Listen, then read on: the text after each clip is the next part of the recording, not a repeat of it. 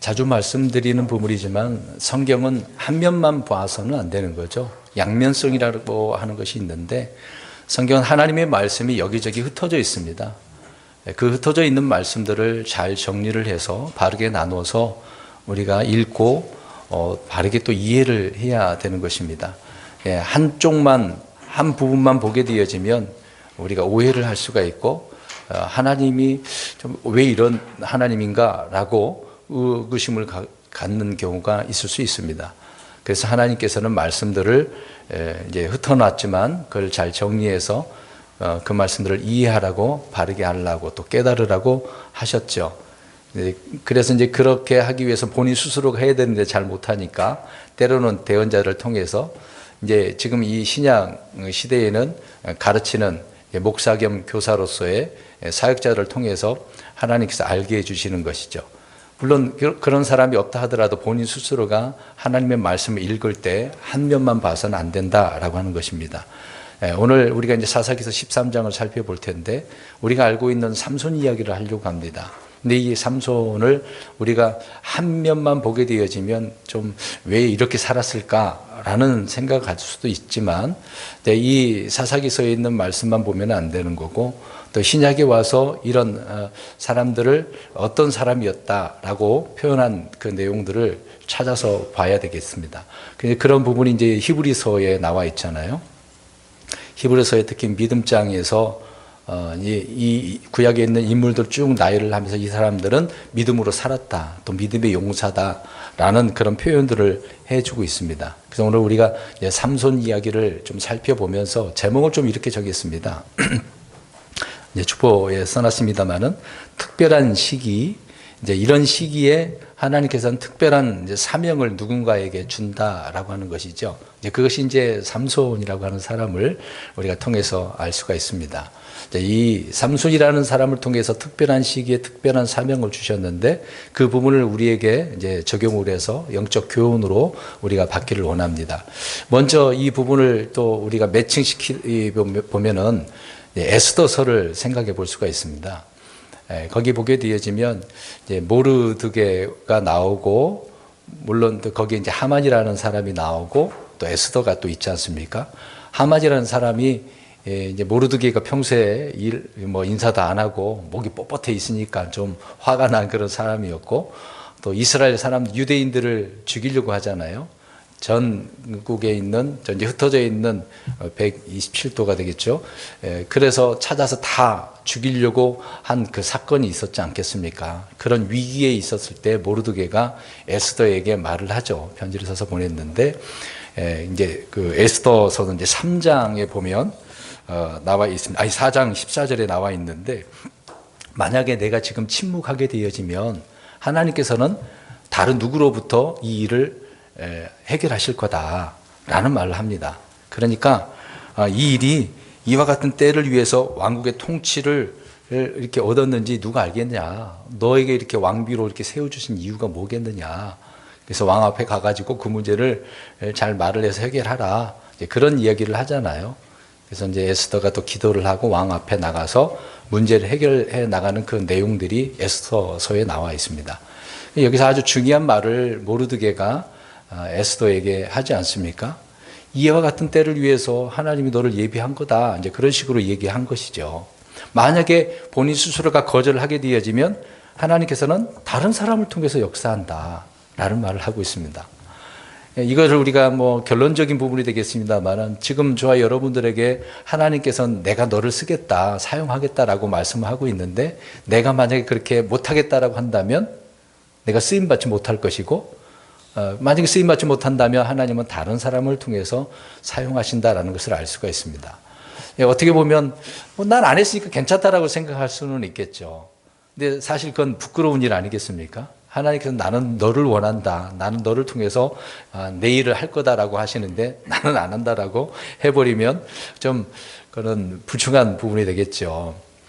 이제 우리는 그렇게 해서는 안 된다라는 것을 알 수가 있습니다. 분명히 하나님께서 나를 부르신 그 목적이 뜻이 있기 때문에 그 뜻에 따라서 우리가 순종하면서 살아가야 되는 부분이 있겠죠. 오늘 이제 삼손이 그런 사람이었다라고 하는 것인데, 근데 우리가 오해하는 부분들이 있다라고 하는 것이죠.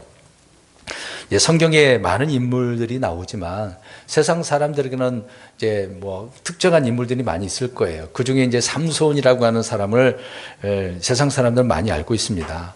이제 뭐 거의 한 가지만 알고 있는 거예요. 머리가 길었다, 이 힘이 있는 장사였다, 뭐 그런 정도로 사람들은 이해하고 또 알 수 있을 것입니다. 근데 또 오해할 수도 있는 부분이, 이제 그리스도인들도 오해할 수 있는 부분이 있는데, 이제 사사기를 읽게 되어지면 삼손이 과연 믿음의 사람인가?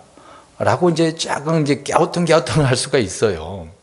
그런 의구심이 있긴 합니다만은 히브리서를 읽게 되어지면 삼손이 믿음의 사람이었고 믿음의 용사였다. 이스라엘을 저 블레셋 사람들로부터 구원한 이제 구원자였다는 거잖아요. 그래서 삼손이 믿음과 어떤 뭐 자신을 희생하는 그 민족적인 그 애국심이 있었기 때문에 희생하게 되어지죠. 그래서 하나님이 주신 그 소명을 완수하는, 마지막에 그렇게 죽음을 이렇게 자기 몸을 이제 죽음에 내어주면서 하나님의 뜻을 이루잖아요. 살았을 때보다 죽었을 때 더 블레셋 사람들을 많이 죽이지 않았습니까? 그러니까 삼손은 끝까지 주님의 명령에 순종한 사람이었다라고 결론을 우리가 그렇게 지어서 알 수가 있습니다. 그러나 그 앞에 부분만 보면 우리가 잘 이해를 못한다는 얘기죠. 과연 그렇게 살았나? 평소에 그렇게 살지 못했는데? 라고 우리가 볼 수가 있는 거죠. 이게 사람들에게 알려진 삼손은 평소에 음행에 향락에 빠졌다, 방탕한 인물처럼 비춰지잖아요. 특히 자기 민족도 아니고 이방 여인, 블레셋 여인을 취한, 아내로 취하고 또 이제 들릴라도 취하게 되지 않습니까? 그렇지만 삼손은 평생을 믿음으로 살았다라고 성경은 말씀하고 있는 것입니다. 사사기서에 뭐 비중을 많이 차지한 인물이 이제 기드온이 있고요. 또 비중에 그 많은 내용을 할애한 부분이 이제 삼손이지 않습니까? 그만큼 중요한 인물이었다라는 것을 성경은 말씀을 해주고 있습니다. 우리가 알다시피 삼손은 단지파 사람이잖아요. 거기에 이제 자기 아버지 마노아가 있는데 마노아의 아들로서 나중에 이스라엘을 20년간 재판했다라고 말을 하고 있습니다. 그래서 히브리서 기자가 삼손이 믿음의 사람으로서 주님을 기쁘시게 하고 또 그런 증거를 가졌고 좋은 평판을 받은 사람이고 또 그 이름이 기록되어져 있으니까 훌륭한 사람이었다라고 결론적으로 말씀을 하고 있는 거죠. 우리 잠깐 우리 성도님들이 보시는 성경 뒤에 부록에 보면 31쪽을 한번 보시기 바랍니다. 이제 저는 이제 71쪽에 있지만 31페이지를 한번 보세요. 뒤에 부록에 31쪽이 있습니다. 사진 앞에 있어요. 사진 앞에 부록에 보면 31쪽을 보면 삼손이 언제 이 재판관으로서 일을 했는가를 알 수가 있습니다. 밑에 한 10줄 되나요? 삼손 재판관이 2883년, BC로는 1121년으로 기록되어져 있잖아요. 그럼 그 앞에 인물들이 있어요, 없어요? 압돈, 엘론 재판관도 있죠. 그 위에 보면 블레셋에서 40년 통치 시작이라고 나와 있지 않습니까? 그러니까 삼손만 그때 일한 게 아니라 다른 재판관도 동시에 같이 사역을 하고 있었다는 것을 알 수 있습니다. 근데 그 위에 쭉 올라가 보면 엘리 재판관이 있어요, 없어요? 있어요. 우리가 사무엘서에 나오는 엘리 제사장 있잖아요. 엘리 제사장도 재판관이었었습니다. 마지막 재판관이 이제 사무엘인 것인데, 이제 이때에 사무엘도 있긴 있었어요. 한참 이제 자라나고 있는 이제 그때에 이제 밑에 삼손이 재판관으로 일을 했고, 그 다음에 사무엘이 재판관으로 일하게 되어진 그 연대 순으로 보면 그렇다는 얘기죠. 이제 사사기서, 사무엘에서 그 순서로 보면은 이제 삼손이 먼저고 나중에 엘리 제사장처럼 보이지만 연대 순으로 보면은 엘리 제사장 다음에 엘론도 있었고 압돈도 있었고 그 다음에 삼손이 재판관으로 일했다, 사역을 했다라는 것을 알 수가 있습니다. 마지막으로는 이제 사무엘이 된다는 얘기죠.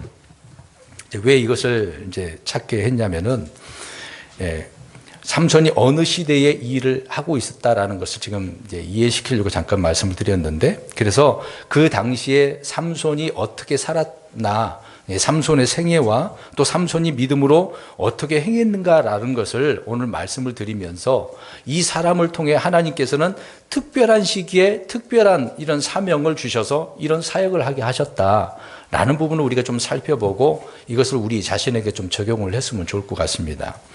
먼저 우리가 이제 삼손을 살펴볼 때 그 아버지 어머니를 좀 이해도 해야 되겠죠.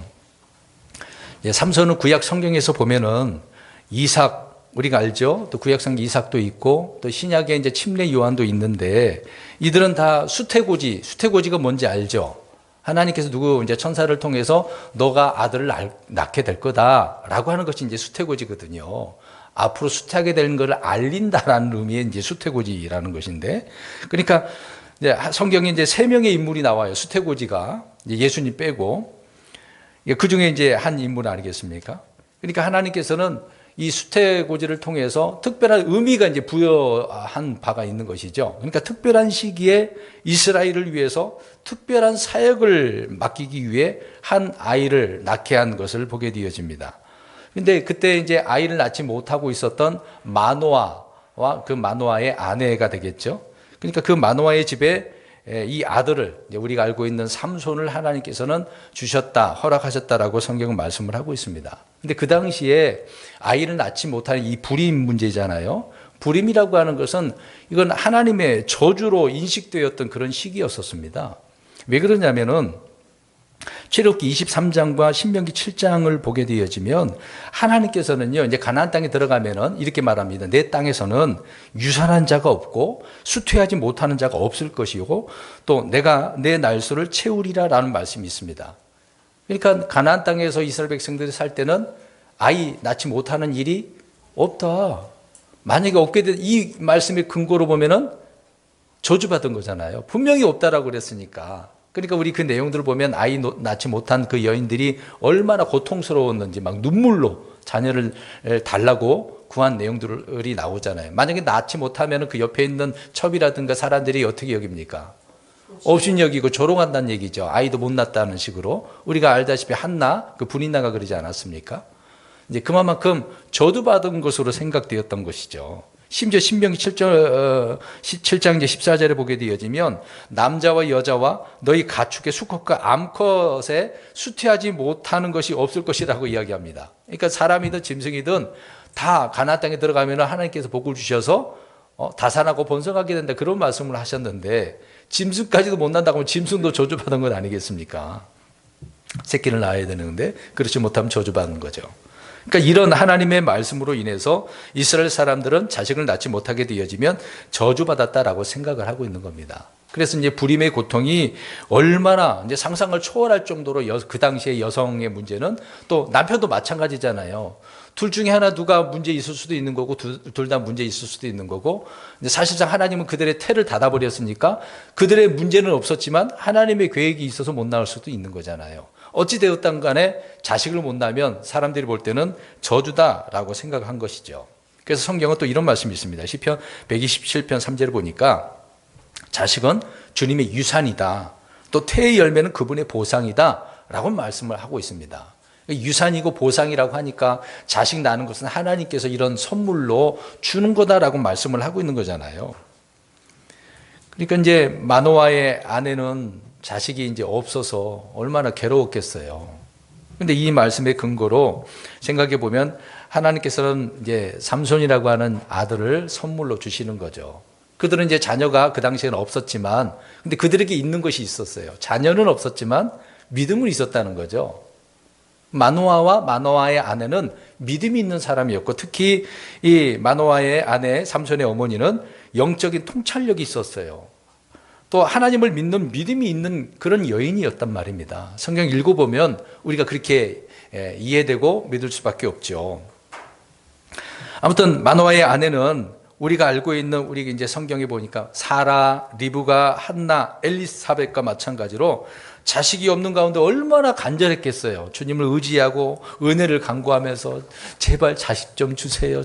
지금도 자녀를 못 낳은 사람들을 그렇지 않습니까? 자식을 갖고 싶어서 그렇게 애를 쓰는 경우도 있지 않습니까? 이것을 생각해 보면 참 그 당시에는 괴로웠던 고통이었다는 것을 알 수가 있는 거죠. 그래서 주님은 때가 되어서 마노아의 아내에게 친히 찾아오셨습니다. 주의 천사를 통해서 찾아오셨죠. 그래서 아들을 낳게 될 거다라고 수태고지를 해 주셨습니다. 그러니까 이들에게는 믿음의 선물이고 믿음의 보상으로서 아들을 받게 되어지는 거죠. 그렇게 갖고 싶었던 그 아이를 위해서 믿음으로 주님을 바라보고 기다렸지만 그것이 이제 당장은 이루어지지 않았습니다만은 그래도 이제 수태고지를 통해서 받게 된다라고 하니까 얼마나 감사한 일이겠습니까? 우리가 성경에 보니까 사라 같은 경우에는 이미 태가 죽었잖아요. 자식을 낳을 수 없는 그런 상황 아닙니까? 근데 하나님은 불가능한 하나님이 아니라 가능한 하나님이잖아요. 그래서 이사야 66장 9절에 하나님은 어려운 일이 없다, 불가능한 일이 없다라고 말씀을 하고 있습니다. 우리가 알다시피 또 엘리사벳 같은 경우에도 아이를 낳지 못한 늙은 노인이었잖아요. 그 남편도 마찬가지로. 그러니까 아이를 낳게 했으니까 요한을 낳았을 때 얼마나 부끄럽게 숨었다 그랬지 않습니까? 5달 동안 이제 숨어 지냈잖아요. 엘리사벳이. 그 나이에 아이를 낳았으니까, 늙은 나이에. 아무튼 이걸 생각해 보면 그들에게는 믿음의 보상이었다라는 것을 알 수 있습니다. 오늘 본문에 보면 그래서 주의 천사가 직접 마노아의 아내에게 찾아와서 아들의 출생과 사역을 말을 해줍니다. 오늘 그래서 사사기 13장 1절에서부터 5절까지 그 내용을 이야기해 주고 있는 거죠. 이거는 꿈을 통해서 본 것도 말을 들은 것도 아니에요. 누군가 전해준 것도 아니고 직접 하나님께서 주의 천사로 이제 현언하신 거죠. 나타나셔서 마노아의 아내에게 먼저 와서 말씀을 해주고 있는 것을 보게 되어집니다. 근데 1절 보게 되어지면 이때는 지금 어느 때예요? 이스라엘이 하나님 앞에 범죄를 해가지고 40년 동안 블레셋 사람들의 손에 넘겨주고 있는, 그러니까 통치를 받는, 어떻게 보면 이스라엘 백성들이 속국이 된 거죠. 노예처럼 살고 있는 그런 때였다라는 것을 이야기해주고 있는 것입니다. 어떻게 보면 노예로서 남의 종살이를 하는 거잖아요. 그들이 강력하니까 시키는 대로 할 수밖에 없겠죠. 아무튼 이스라엘의 그 죄의 문제 때문에 그렇게 될 수밖에 없었던 것인데, 40년이라고 하는 그 세월이 짧은 것은 아니었습니다. 엄청난 긴 시간이 아니었겠습니까? 근데 그 당시에 이스라엘 백성들은 하나님 앞에 부르짖었겠죠. 이집트에서 나오기 전에 이스라엘 백성들은 하나님 앞에 부르짖으니까 하나님께서 기억하셨다라고 말씀하고 있는 것처럼 이들도 역시 마찬가지로 40년 동안 고통 가운데 있었지만 하나님께 이제 부르짖게 되어졌던 것이죠. 그래서 하나님께서는 한 아기를 수태고지를 통해서 주셨다라고 하는 그런 내용이 사사기서 13장 1절부터 이제 쭉 설명 기록되어져 있는 부분을 보게 되어집니다. 근데 이 아이가 장차 이 땅을 구원할 이제 메시아의 출생을 하나의 이제 예로서 보여준 거죠. 우리 예수님을 예표한다라는 것을 알 수가 있습니다. 그러니까 이 땅의 고통 가운데, 사망과 고통 가운데 신음하는 그런 죄인들을 위해서 이제 구원하기 위해서 누군가를 하나님께서 보내주신다는 얘기죠. 그러니까 이스라엘 백성들에게 그렇게 재판관을 통해서 구출하신 것처럼 앞으로 메시아이신 우리 예수 그리스도를 통해서 이렇게 하나님의 뜻과 계획을 성취하시는, 이루시는 것을 보게 되어집니다. 이제 그런 내용이 지금 기록되어져 있는 거죠. 아무튼 삼손은 주의 천사를 통해서 수태고지를 받았다는 점과 또 평생토록 나사르 사람이 되었다는 점, 그리고 이스라엘의 구원자로 이미 부름을 받았다는 점, 다 우리 예수님과 같은 부분이 아니겠습니까? 당시 마노아의 아내는 어떤 의학적인 힘을 통해서 그렇게 된 건 아니죠. 하나님께서 그렇게 또 자녀를 주신다고 하셨기 때문에 된 것입니다. 근데 마노아의 아내는 또 자신에게 어떤 사람이 하나님의 사람이라는 것과 하나님의 천사 같다는 점을 알고 있었어요. 사실 남편보다는 말씀드린 것처럼 이 마노아의 아내가 더 믿음이 있는 사람이거든요. 오늘 내용을 잘 보시기 바랍니다. 영적 분별력이 아주 날카롭고 말씀을 잘 받아들이는 데 있어서 먼저 뛰어난 아내인 것을 봅니다. 읽지는 않았습니다만은 6절과 7절을 보면 우리가 알 수가 있는 거거든요. 이제 천사를 통해서 들은 말들을 자기 남편에게 다 어떻게 합니까? 그대로, 있는 그대로 빼지도 않고 있는 그대로 다 이제 고하는, 알려주는 그 내용을 보게 되어지죠. 근데 그만큼 말씀을 그대로 믿었기 때문에 그대로 전달하고 있는 것을 보게 되어지죠. 근데 아내의 말을 들은 마노아는 어떻습니까? 믿지 않은 거죠, 사실상. 그 당시에 그냥 바로 하나님께 찬양한다든가, 그래, 그 말씀을 그렇게 주셨다고? 하나님께 영광 돌려야지? 하나님께 어떤 예물을 드리는 것도 아니고, 바로 하나님의 말씀을 믿지 않았다라는 것을 알 수가 있습니다. 사실 생각해 보세요. 평소에 그만큼 자녀를 달라고 얼마나 간절한 마음으로 기도를 하고 또 하나님 앞에 있었겠습니까? 근데 막상 응답이 오게 되어지니까 마노아는 어떠세요? 그 말씀을 들었습니다마는 의심하고 있는 것을 보게 되어지죠. 우리가 알다시피 제사장 사가랴를 생각해 보세요. 엘리사벳의 남편. 그들도 역시 기다리지 않았습니까? 근데 천사를 통해서 수태고지를 딱 받잖아요. 분양하는 가운데 이 수태고지를 받았을 때 믿었어요, 안 믿었어요? 안 믿으니까 어떻게 됐습니까? 자녀를 낳을 때까지 벙어리가 되어버렸어요. 주님의 일을 하는 사람이라 할지라도 믿음 좋은 것은 아닌 것을 보게 되어집니다. 마노아는 아내의 말을 듣고 곧바로 이제 믿지는 않았지만 기도를 하는 내용을 이제 8절을 한번 보세요. 하나님 앞에 간청하죠. 간청하는 내용을 보면은 잘 보세요. 물론 이 부분도 나쁘다고 볼 수는 없어요. 간청하는 내용을 보면은 자기 눈으로 직접 어떻게 하고 싶어요? 보고 싶어요. 확인하고 싶어요. 이게 듣는 것보다 사실 들음을 통해서 믿음이 난다고 하는데 이 당시에 이스라엘 백성들은 무조건 봐야 된다고 생각하거든요.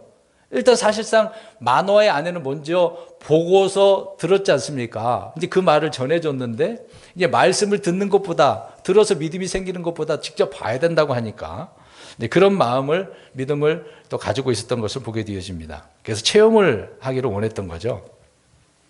그래서 오늘 잘 내용을 보게 되어진 8절을 보세요. 뭐라고 되어졌습니까? 하나님의 사람이 우리에게 다시 와서라고 이야기합니다. 다시 와서 눈으로 보고 알게 해달라고 내가 듣고 싶습니다. 이제 그렇게 얘기를 하고 있는 거죠. 다시 와서. 이미 말씀을 해 주셨으면 그걸로 듣고 믿으면 되는 건데 꼭 그렇게 체험을 하려고 하는 것입니다. 그렇지만 마노아의 아내는 마노아처럼 그러지 않았다는 거죠. 주님께서 자신들이 드린 번제 헌물과 음식 헌물을 받으신 것과 또 이런 일들을 말씀해 주고 보여주신 것들을 보아서 또 하나님께서 이게 이제 친히 이제 음식 받게 되어졌을 때 그들은 막 두려워서 죽는 줄 알았단 말입니다. 하나님께서 이제 받으시니까 그제서야 이제 확신이 생기게 되어지는 거죠. 이제 그 뒤에 내용들이 나옵니다. 그때도 마찬가지로 마노아의 아내는 두려워하지 않았거든요. 근데 하나님께서 이렇게 받으시니까 그 당시에 친히 이제 보여달라고 해서 보여줬고 말씀해 줬단 말입니다. 근데 그 당시에 마노아는 어떻게 되었을까요? 그 눈으로 봤음에도 불구하고 오히려 두려워하고 내가 하나님을 봤다, 천사를 보면서 하나님을 봤다라고 해서 또 죽는 줄 알고 두려워한 모습을 보게 되어지죠. 어쨌든 마노아와 그 마노아의 아내의 믿음의 차이가 좀 이렇게 다르다는 것을 알 수가 있는 거죠. 왜 이런 이야기를 하냐면, 자, 이것을 통해서 나중에 삼손이 태어나고 삼손이 자라났을 때 누구를 통해서 믿음이 성숙하게 되어졌다라는 것을 알 수 있을까요? 그렇죠, 어머니죠. 특히 이스라엘은 어머니가 중요하다라는 것을 알 수가 있습니다. 디모데도 마찬가지잖아요. 자기 외할머니 그리고 어머니를 통해서 믿음이 자라나는 것을 바울이 또 이야기를 한 바가 있지 않습니까? 자, 이렇게 가정에서도 마찬가지로 아버지가 이렇게 성경 교사가 돼서 잘 가르치면 좋겠지만 그렇지 못하면 어머니를 통해서 자식들을 가르치고 믿음을 전수해야 된다는 것을 알 수가 있는 거죠. 어찌됐든 아무튼 하나님께서 마노아의 아내에게 말씀을 하셨습니다. 그 내용이 오늘 나오고 있는데 5절을 한번 보시면 이제 아들이 그 삼손이 나중에 어떤 자가 된다고 이야기하고 있습니까? 이스라엘의 구출자가 먼저 이제 구원자가 된다는 얘기죠. 또 머리에 뭘 대지 말아야 돼요? 삭도를 대서는 안 된다. 그리고 나사르 사람이 된다. 이 세 가지입니다. 세 가지. 구출자가 된다, 삭도를 대해서는 안 된다, 나사르 사람으로 살아가야 된다. 자, 이 말을 누구에게 해준 거예요? 삼손에게 해준 거예요? 아니요. 마노아의 아내에게 먼저, 그 다음에 마노아에게. 그러면 두 부부는 어떻게 해야 됩니까? 삼손이 이제 태어나면 계속해서. 자, 이 순서대로 해보세요. 너는 이스라엘의 뭐가 된다? 구출자가 된 사람이야. 계속해서 자라나면서 근데 다 커갖고 이야기한 건 아닐 거 아니에요. 너는 이스라엘의 구출자야. 하나님께서 이미 너에게 이런 말씀을 해 주셨어. 근데 어렸을 때서 그 말을 듣고 자라는 삼손을 한번 생각을 해보시기 바랍니다. 그리고 너는 머리에 삭도를 대서는 안 돼. 절대 머리 자르면 안 된다는 얘기예요. 스스로 가위를 이렇게 잘라서는 안 된다는 얘기죠. 넌 나사르 사람이야. 나사르 사람은 특히 굉장히 구별돼야 되잖아요. 머리뿐만 아니라 먹는 것도 음식도 주의를 해야 되는 거죠. 그러니까 삼손의 어머니를 통해서 늘 이 말을 듣고 자라나는 그런 삼손을 우리가 보게 되어지죠. 그러니까 주님의 말씀을 이렇게 전해주고 들려주고 가르쳐줘야 된다는 것을 알 수가 있습니다. 지금 오늘 사사기 10장 이 앞에 부분만 보게 되어지면 알아서 삼손이 그냥 성숙해갖고 다 알게 돼서 하나님의 일을 하게 된다라고 생각하면 안 됩니다. 오늘 제목처럼 특별한 시기에 특별한 사역을 맡겨줬는데 그냥 짠하고 삼손이 나타나가지고 이런 재판관의 일을 했다라고 보면 안 된다는 얘기죠. 성경은 짤막하게 기록을 하고 있지만 이런 내용들을 제가 지금 설명하는 이유를 생각해 보세요. 특별한 시기에 특별하게 하나님이 나를 사용하시는데 그냥 짠하고 하나님이 사용하시지 않는다는 얘기입니다. 이제 그 과정을 우리가 보자는 얘기죠. 우리가 쓰임받기 위해서는 이런 과정의 일련의 일들이 있다라고 하는 부분입니다. 이 두 부분을 통해 미리 말씀해 주셨어요. 그 세 가지를 통해 세 가지를 늘 잘하면서 수십 년을 삼손에게 가르쳤지 않겠습니까? 그래서 삼손은 태어나면서부터 어떻게 출생을 했고 무슨 말을 또 자신이 누구고 무슨 말을 해야 되고 어떻게 살아가야 될지 인생의 목적과 방향이 이미 설정되어져 있는 거예요. 너는 다른 길로 갈 수가 있는 게 그런 사람이 아니야 라고 정해져 있는 거죠. 여러분 이 부분만 생각해 보세요. 내가 그러면 다른 걸로 물론 내가 선택을 해서 그렇게 이리 갈 수도 있고 저리 갈 수도 있겠지만 하나님께서는 나를 향해서 이렇게 말씀해 주셨기 때문에 빼도 박도 못하는 거죠. 그러니까 이렇게 어렸을 때서부터 나는 이런 사람이라고 생각한다면 그것을 통해서 부지런히 그것을 위해서 이제 준비하고 있었겠죠. 성경의 모세도 마찬가지고 사무엘도 그렇고 침례 요한도 그렇고 다 그렇습니다. 그래서 이들은 모두 부모, 특히 어머니를 통해서 말씀이 전해졌고 들은 말씀을 마음으로 믿어서 또 위대한 믿음의 삶을 살았다라고 성경은 기록을 하고 있는 거죠. 그래서 말씀을 통해서 믿음이 생겨나는 거고 자랐다라고 하는 부분인 것입니다. 비록 우리가 알다시피 나중에 또 이제 들릴라에게 자신의 힘의 비밀을 들키게 되어지죠. 말할 수밖에 없었던 거죠. 7가당을 탁 잘라버리니까 그때서부터 힘을 잃고 전혀 힘을 쓰지 못하는 가운데 블레셋 사람들에게 잡혀가지고 눈도 뽑히고 맷돌을 돌리는 그런 결과를 우리가 볼 수 있는 거죠. 그렇지만 삼손은 자신이 직접 머리에다가 손을 대서 이제 가위를 대서 자르는 경우는 없었던 거죠. 그리고 마지막에 보면 삼손이 어떻게 살았다는 것을 우리가 다 알 수가 있는 부분이 아니겠습니까? 이것을 보면 삼손은 믿음의 삶을 그래서 살았다라고 말씀을 하고 있는 겁니다. 그럼 우리 그리스도인들은 어떻습니까? 예수 그리스도를 믿고 이제 거듭난 그 순간부터 영적인 출생, 새로운 출생을 하게 되어지죠. 그래서 그 순간부터 우리는 오늘 우리에게는 나사르 사람이라고 하지는 않겠지만 우리는 구별된, 분리된 그런 삶을 살게 되어지는 것입니다. 근데 삼손에게 있어서는 머리카락을 자르면 안 된다라고 하는 그 원칙이 있고 어떤 법이 그 사람 자체에게는 있었겠습니다만은 저와 여러분들에게는 그런 건 없는 거잖아요. 그 대신 저와 여러분들에게는 우리 예수님이 계시니까 우리 주님을 통해서 믿음의 삶을, 분리된 삶을 살아가야 되는 것이죠. 그래서 이 시대에 주님께서는 우리 안에 계시다. 이제 구약의 사람들은 성령님은 머리 위에 이렇게 임했다라고 하거든요. 근데 지금 우리 안에 계시잖아요.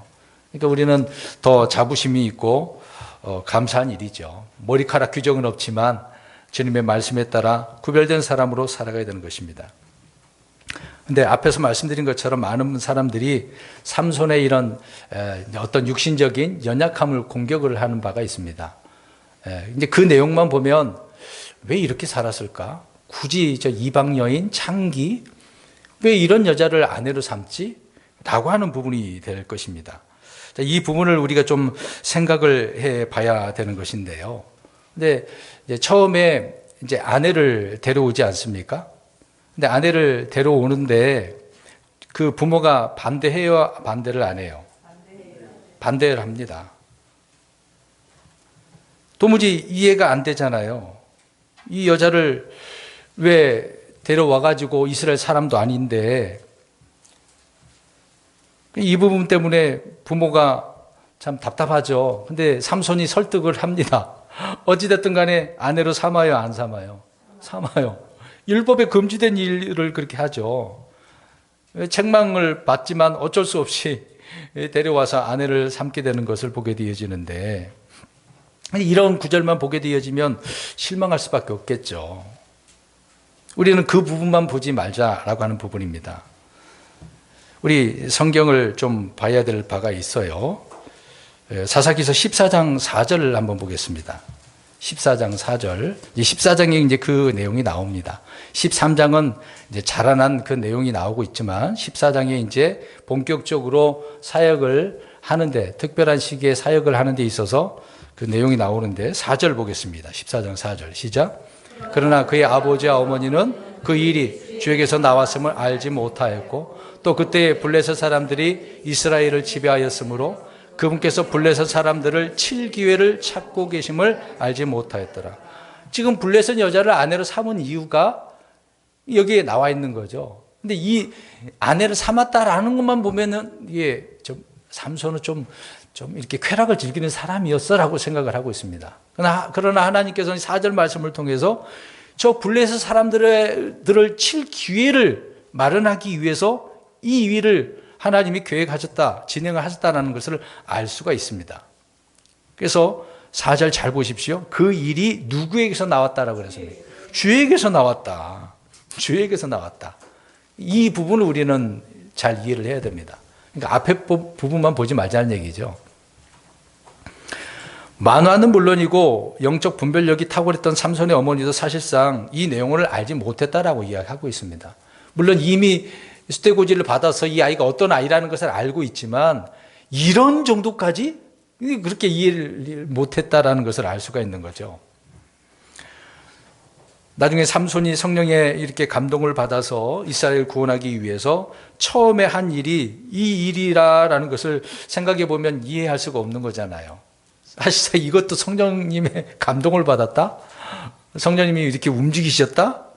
이렇게 볼 수는 없는 것처럼 사람들이 보지 않겠습니까? 그래서 이해할 수 없다라고 생각할 수 있는 것이죠. 그래서 하나님의 계획은 사람의 계획과 같아요?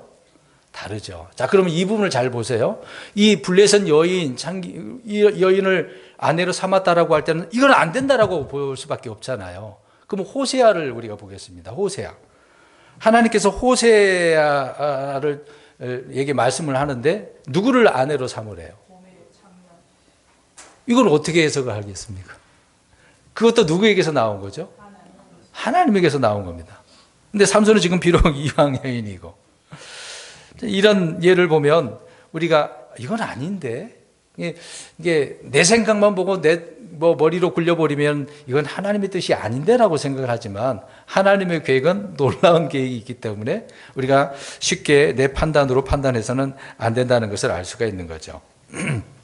그러니까 이제 삼손에게는 반드시 물리쳐야 할 그 원수의 나라, 이 블레셋 아닙니까?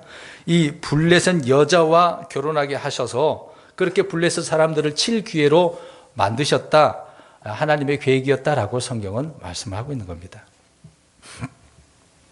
일반적으로 이스라엘 사람들이 이렇게 주변 이방 민족들과 결혼하게 되어지면 이렇게 생각하죠. 이제 믿음은 끝났어. 이방 여인과 결혼을 했으니까 이제 믿음이 없는 그런 상태로 멸망하게 될 거야. 이제 그런 얘기를 하게 되지 않겠습니까? 지금 현실도 이제 지금 시대에도 그렇게 얘기하는 사람들 많잖아요.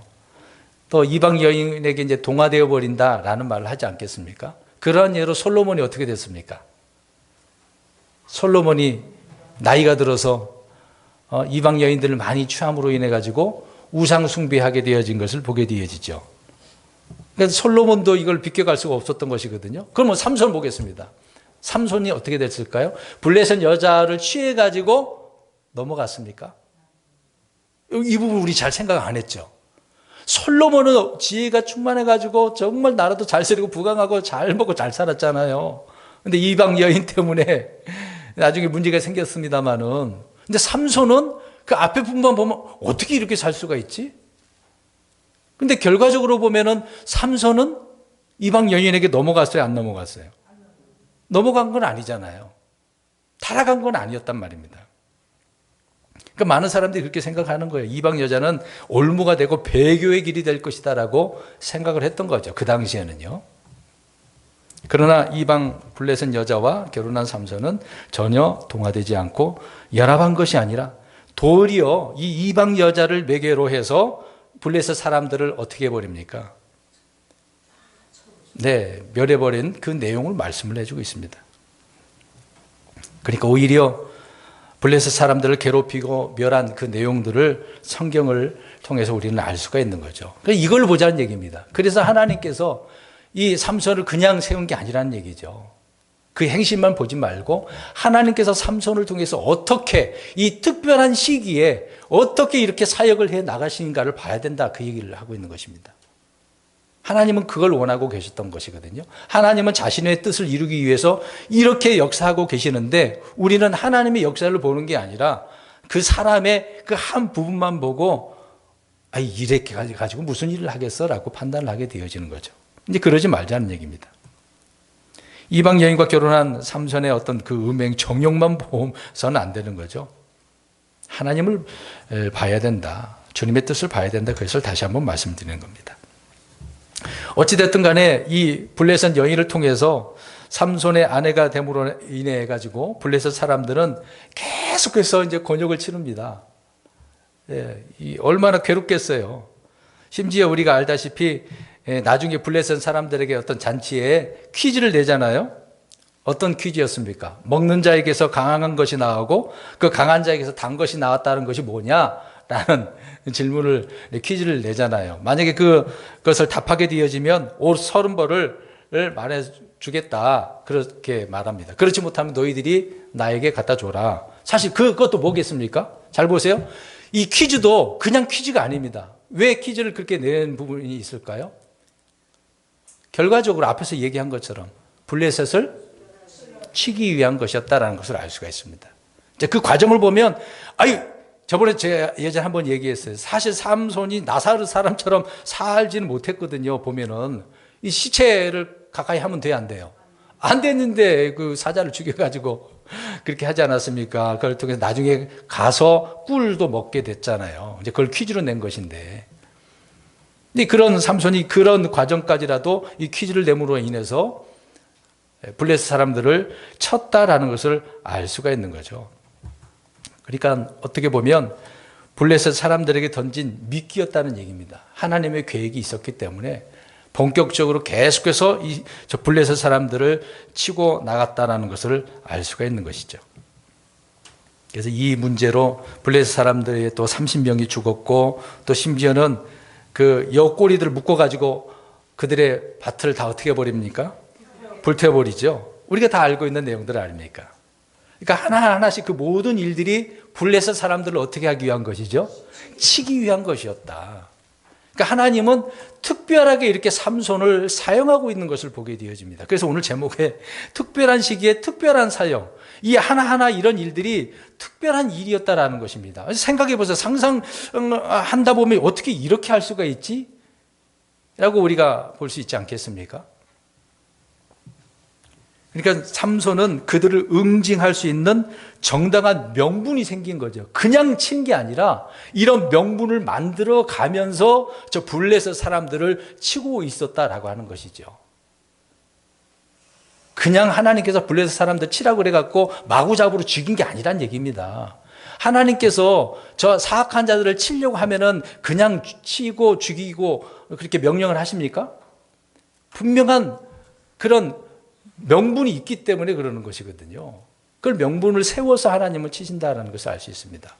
처음에 이렇게 가나안 땅이 아직 죄가 다 차지 않았기 때문에 하나님은 그걸 당장 들어가지 못한 것인데, 이스라엘 백성들이 가나안 땅에 이집트에서 나와서 들어가는 그 때가 바로 저 가나안 땅의 죄가 다 어떻게 됐기 때문에요. 찾기 때문에, 그러니까 그 죄의 명분이 있는 거죠.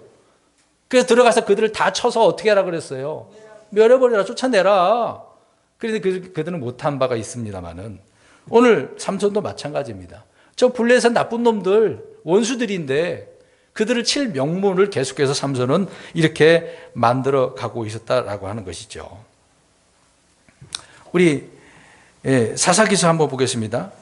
사사기서 15장 3절을 한번 보겠습니다. 사사기서 15장 3절. 금방 말한 내용이 삼손이 말한 부분이 있습니다. 읽어봅니다. 시작.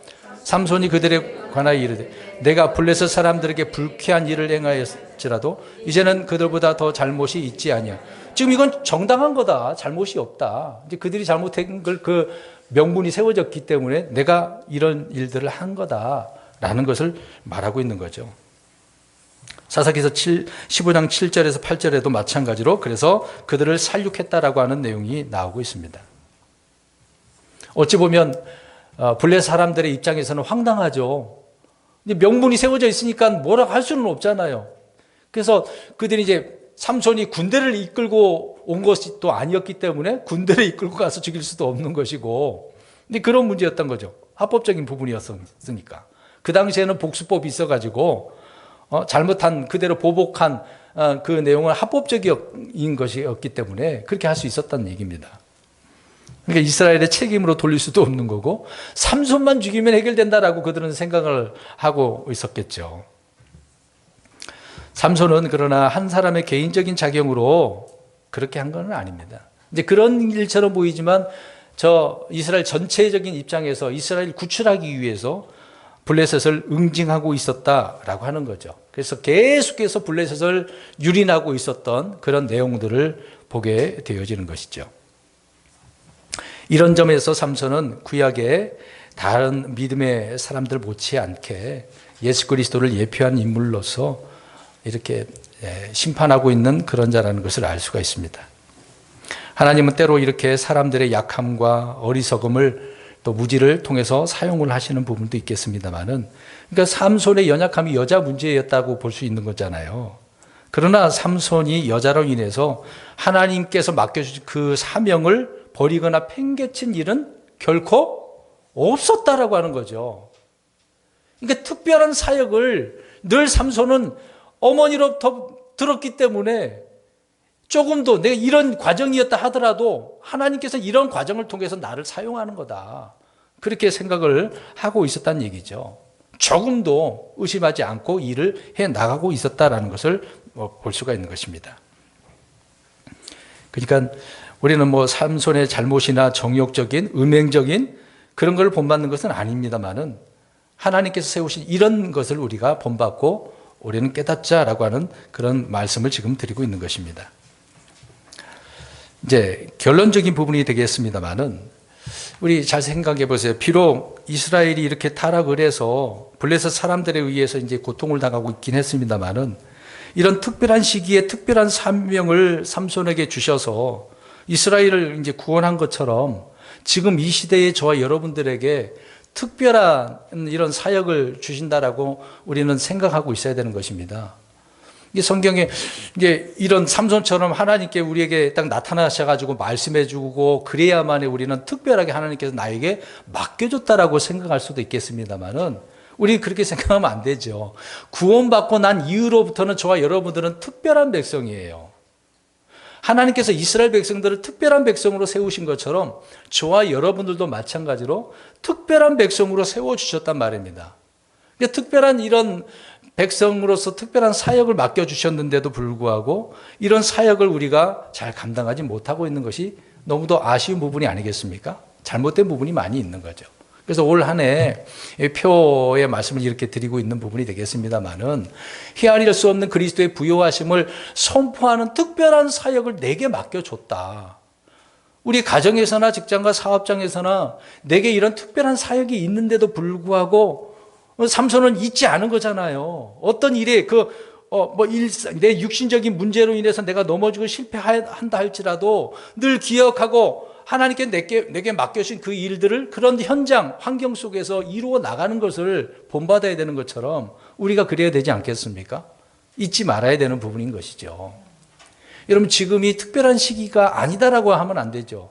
왜 그러냐면 지금은 더 특별한 시기거든요. 주님께서 곧 오신다고. 지금 주님께서 공중으로 오실 때가 얼마 남지 않았지 않습니까? 정확히 우리는 그걸 알지는 못하지만 그 때가 언제쯤이라는 것을 우리는 짐작할 수가 있는 거죠. 그러면 특별하다라고 우리가 생각해 볼 때 우리는 가만히 있을 수 없는 거지 않습니까? 나 자신뿐만 아니라 아직도 구원받지 못한 혼들을 향하여서 우리는 나를 통하여 하나님께서 저 사람을 구원한다라고 생각해 보면 가만히 있을 수 없는 거죠. 말씀을 또 전하고 나의 믿음의 선한 행위들을 통해서 사람들에게 모습들을 보여줌으로 인해서 하나님께 영광을 돌릴 수 있도록 해야 되는 그런 사명과 의무가 저와 여러분들에게 있지 않겠습니까? 이런 것이 특별한 사명인 거죠. 다시 처음에 말씀드린 것처럼 모르드게가 에스더에게 이야기하잖아요.